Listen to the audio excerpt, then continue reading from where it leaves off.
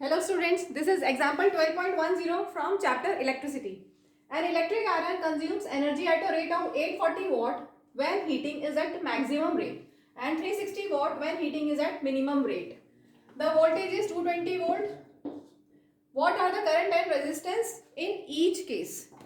तो आपको यहाँ पर दिया हुआ है iron consumes energy at the rate, तो एनर्जी का रेट क्या होता है? पावर। आप कैसे फाइंड करोगे कि ये क्या है? जो गिवन डेटा है क्या है?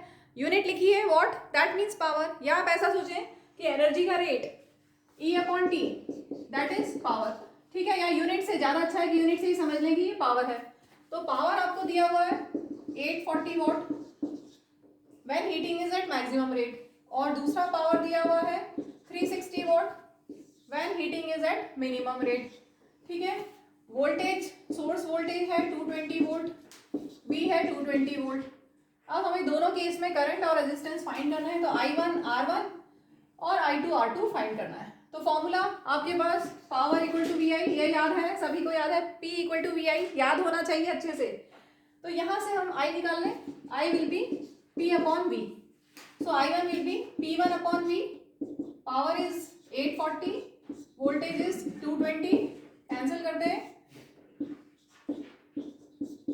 और इनको जब आप डिवाइड करेंगे तो आपको मिलेगा 3.818।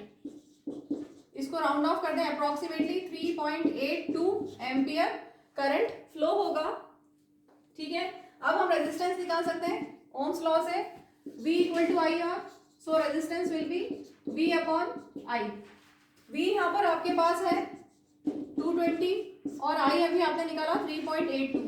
इनको जब आप सॉल्व करेंगे तो आपको मिलेगा 57.59 और राउंड ऑफ करके अप्रोक्सीमेटली 57.6 ओम इसका रेजिस्टेंस हो जाएगा, ठीक है? नेक्स्ट में बस यही फॉर्मूलेज लगाने हैं आपको। I2 निकालना है, P2 upon V, power is 360, voltage is 220, cancel करते हैं, 2 से कैंसिल हुआ।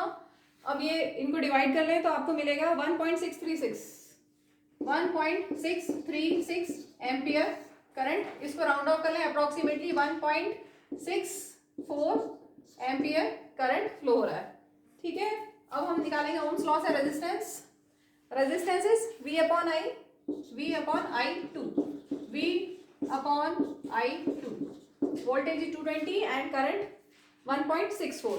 इसको जब आप सॉल्व करेंगे तो आपको मिलेगा 134.146, उसको राउंड ऑफ करने से अप्रोक्सीमेटली मिलेगा 134.15 ओम रेजिस्टेंस।